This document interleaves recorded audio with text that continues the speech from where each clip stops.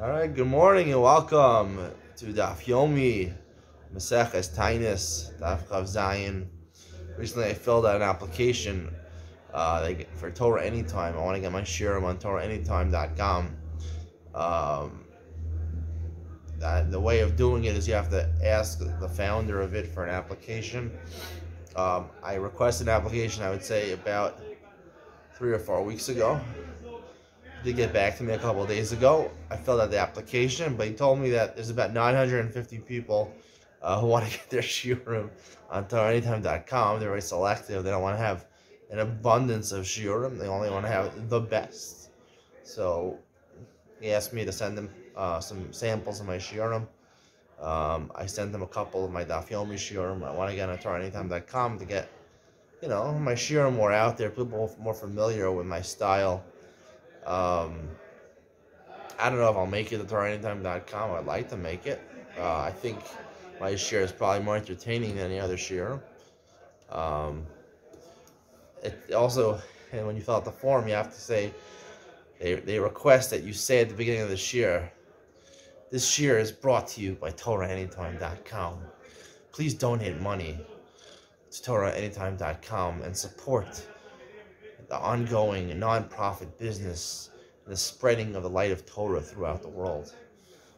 Not exactly all that, just like welcome to TorahAnytime.com. I added the rest. Anyway, I wanted to say that, and also they asked me if I was willing to pay $1,500. It's a lot of money for me for audio and visual equipment. I said, I go to a quiet room. I have a decent phone. So it picks up the audio pretty good, so I don't know. Listen, I hope they get back to me one day and tell me that they'll let me post my shiur on TorahAnytime.com. This way people who are not open to YouTube or not have access to YouTube can see my shiurim and can be entertained a little bit. I sent him 3 samples of shiurim that were on the more entertaining side. I think I'm unique. Right now, Shmuel, I don't know when he's coming back, but usually have a person who sits with me. It's very entertaining. And Stam, this whole 2 minutes and 30 seconds, I've been talking about not the Daf, something else in my life. Call it Daf Yomi vlog or whatever you want to call it. But to make it more interesting. All right, we're going to start from the top of Zayin, Amud Aleph. Today is 27. It's my 27th birthday today. No, watch my video. 40th birthday. Almost my 40th birthday. All right. Gemara says, Elohim ma'ados v'shneimar saves b'nei Yisrael Ma'ika Amar. So these are the ma'ados. And it brings a pasuk with Sav. Ma'ika Amar, Hachik Amar, Elohim ma'ados. These are the ma'ados. We'll see in a second. Ma'ados were the Israelim that accompanied the Kohanim Leviim by davening for them in the shul, reading the Torah. Matam tiknu ma'ados. Why were they masakin ma'ados? V'shneimar saves b'nei Yisrael Amar Telehem is korbani lachmi li'ishai. V'heyach kavan shalom karev v'oin omen al gavav. It says Klavian b'nei Yisrael. It sounds like everyone in Klal Yisrael. We know that they give the matzah a shekel, so they had to be part of the korban atonement. But one of the technical details about bringing a korban is you have to be next to the korban. You have to be present when you give the korban. How could everyone in Klal Yisrael fit into the Beis HaMikdash area? So therefore, they had made 24 mishmars, 24 groups.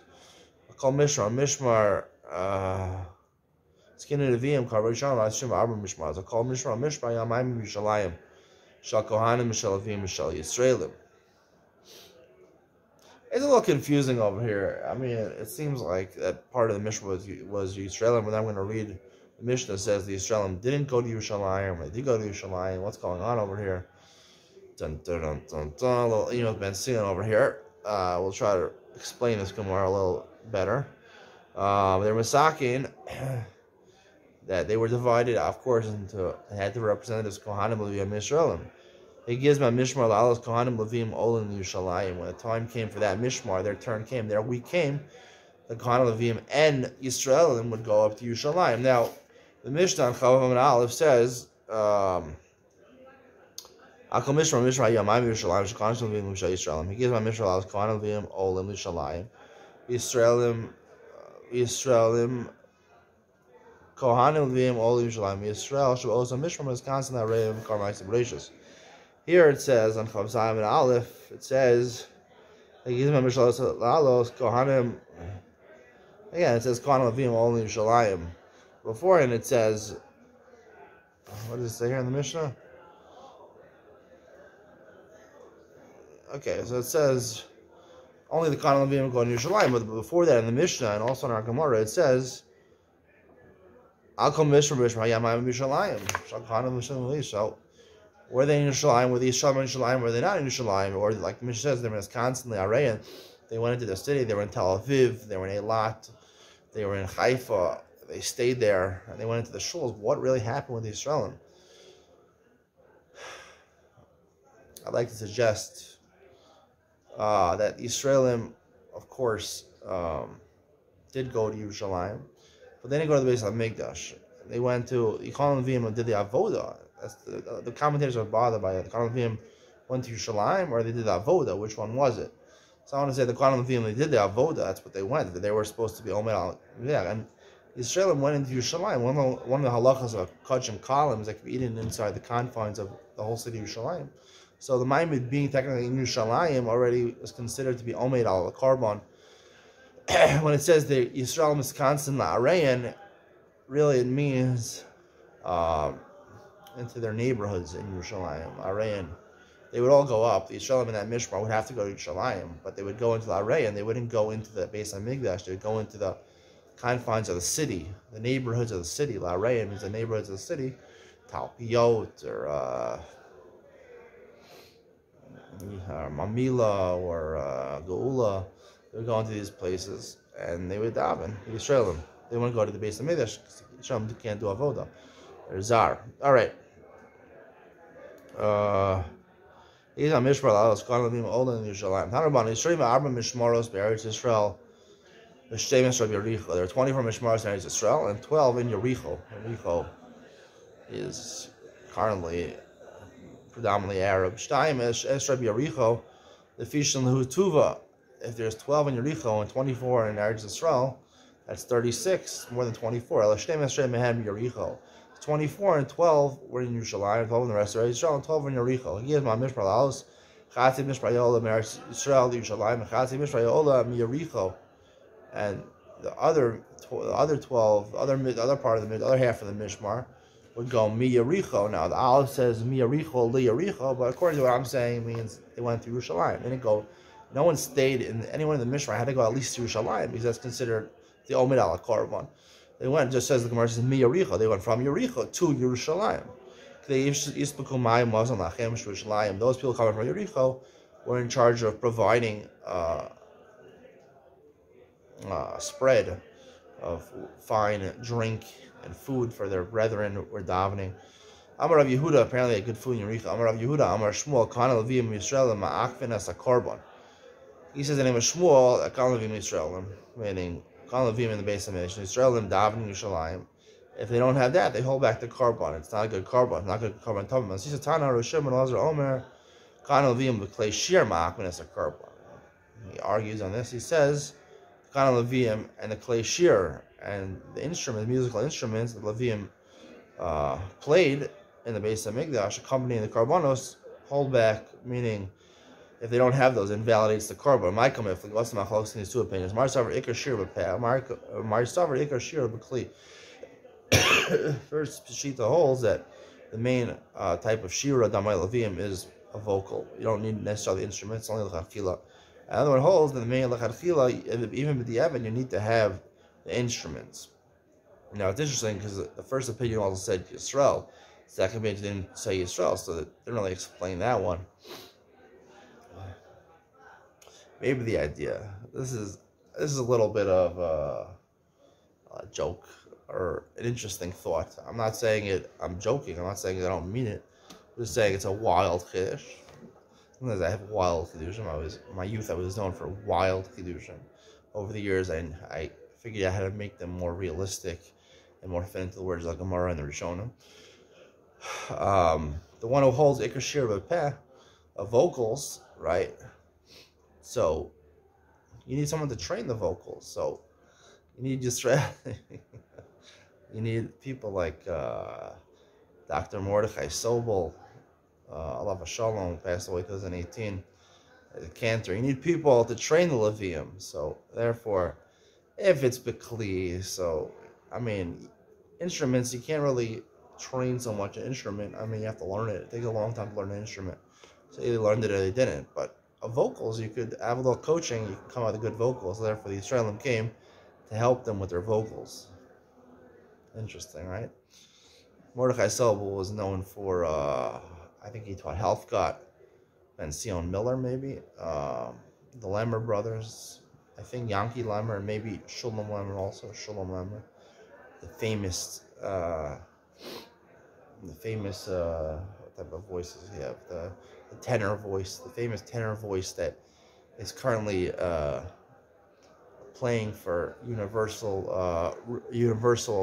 Music Group, the music label of Universal. I think Universal is the biggest music label in the world. I think Sony is number 2 and Warner is number 3, but Universal, I think, is by far the biggest music label in the world. And he signed Shalom Lemmer, who was a Belzer Chassid. It was the brother of Yankee Lemmer, who was a Chazan in a famous shul in Manhattan. His brother Shalom Lemmer was signed by Universal Records. He doesn't sing with women. That was part of the contract.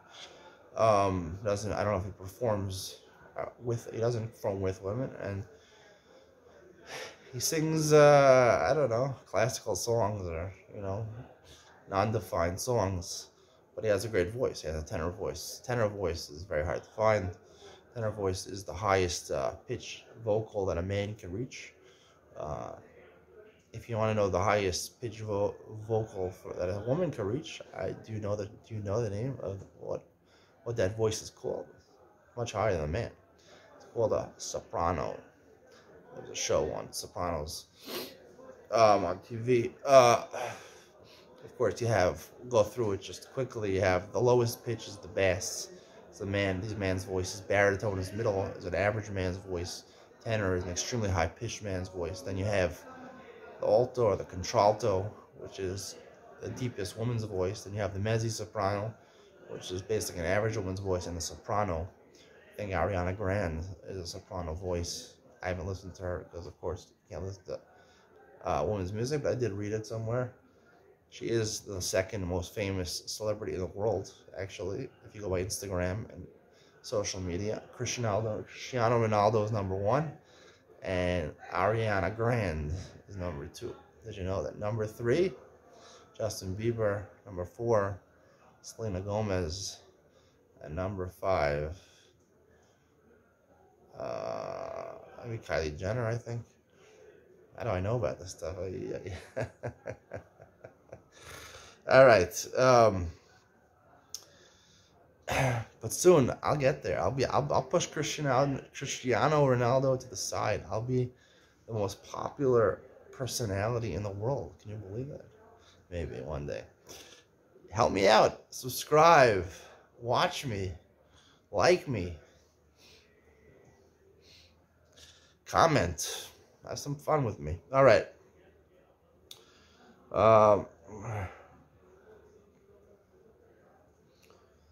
I'm a Rav, Chamavar, Guri, I'm a Rav, Moshe Tikkun Lehem Yisrael, Moshe Elim Zakin for Yisrael, Shmona Mishmaros, 8 Mishmaros, Arba Melazar, Adal Mitamar. The way it originally started, it was from Elazar, who was one of the sons of Aaron, Adal Mitamar, 4 from Itamar's family. Bashmol and Midan al Sheshreya, Shmuel increased it to 16.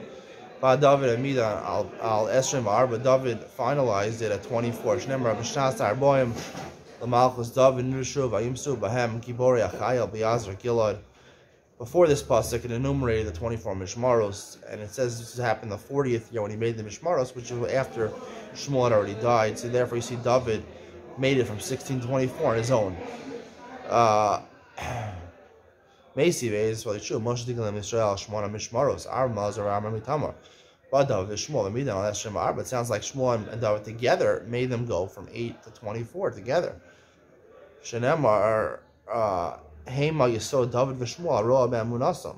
These are the foundations. These mishmaros are the foundations of David and Shmuel. It doesn't mean that they did it together. It just means from their enactments, first Shmuel and then David, then it came to 24. But now they did it together. Moshe different opinion. He says Moshe Mzakin 16, Shmona Milazar, Shmona Mitamar, 8 from Lazar, not 8 from Mitamar. But Sharab Bnei Lazar, Bnei Mitamar. Bnei Lazar had a fruitful family. They had a lot of kids. Itamar didn't.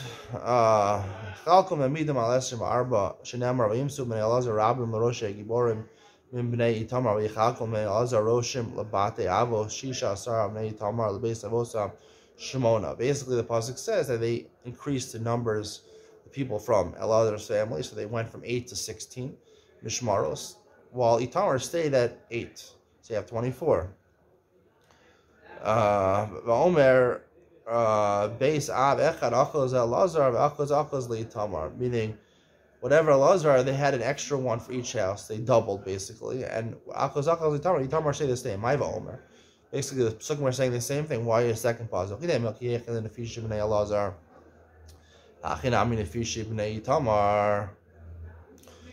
Shmona mikara havu tashma besa. Maybe you'll say, right, that originally it was 4 and 4, like the previous brisa says, and also Elazar had a lot of kids, and Itamar also had kids, but not as much as Elazar, and Elazar increased from 4 to 8. And Itamar went from 4 to 16. That's why the second pasuk telling me that Itamar did not, they were originally 8, they did not increase at all, and Elazar just doubled. So this second Bryce's question, Chamar says that it was first Moshe 8, then Shmuel another 8, then David another 8. So this seems to be all Moshe. I said this Tana, original Tana, that says that it was David and Shmuel were instrumental in bringing it to 24.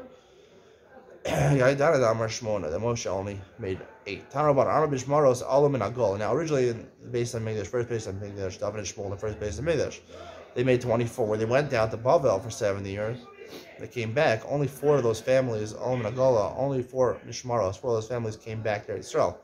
Those are the 4 names of the families. So now you need to get back to 24. Top of Chav Zayin Beis v'Chilkum, they divided them. Hamidam al Esrim v'Arba. They divided them, and they established them on 24. How do they do this? Bilnum v'Nosnum b'Kalpi. They split up these 4 families into 6 families.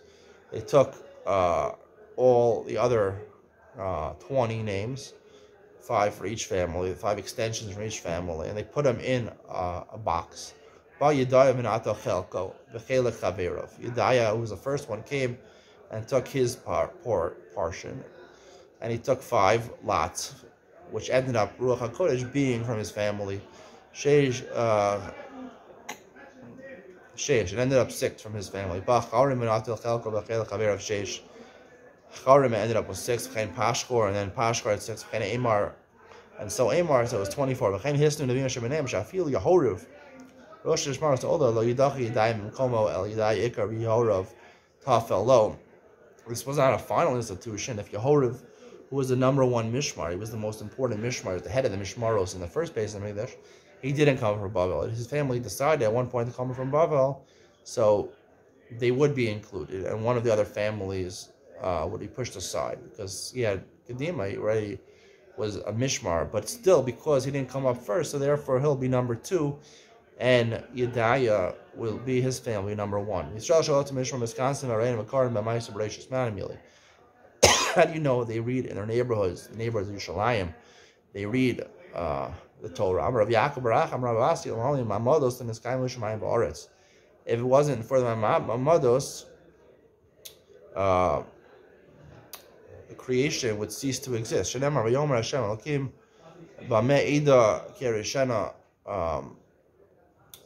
There's a conversation between Hashem and Avram.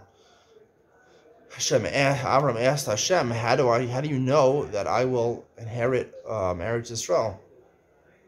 Meaning, even if we sin, Amar Avram, Ribbon Shalom, Shema Yisrael Chotin Lefanecha, He said maybe they'll sin for you. You'll do it like in the generation of the flood, or you'll at least disperse them among the lands. He said, Hashem said, no. Tell me with what they'll be zocha to inherit it, and they won't get thrown out. The next pasuk says, to take a calf and to take a goat to bring us karbanos. The karbanos basically is mechaper. When there's something that's just kayim, so the karbanos can mechaper on their avonos. What's going to be with them?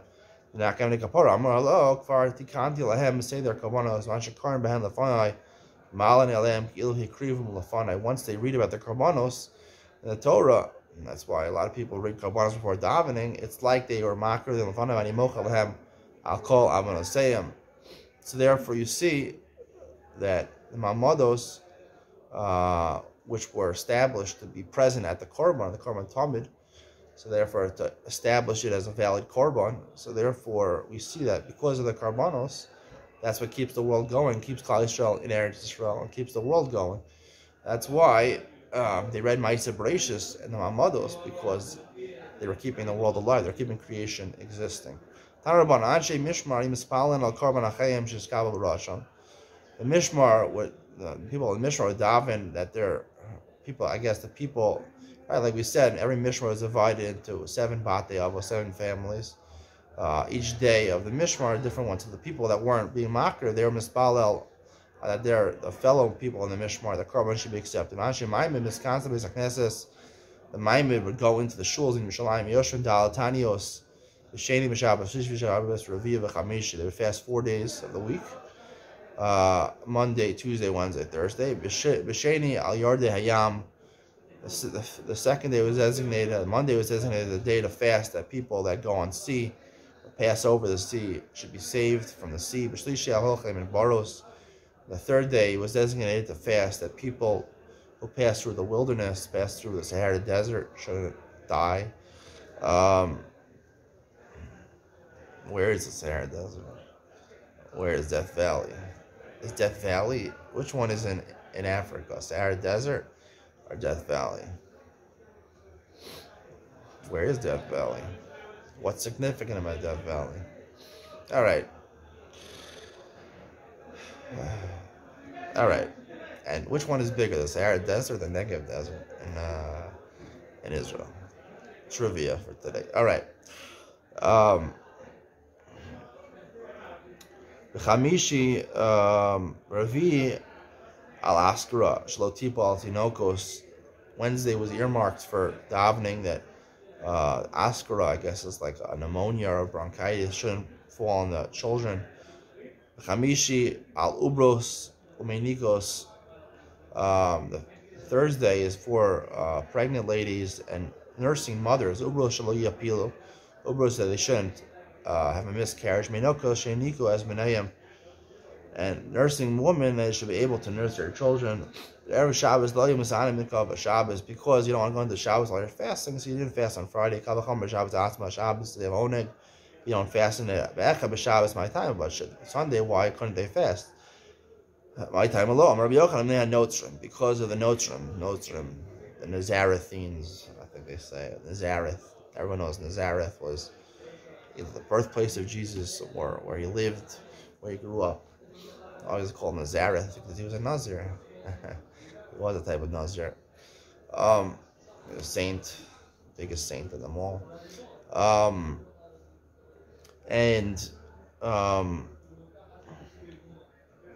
He's from Nazareth, and as you know, the Christians,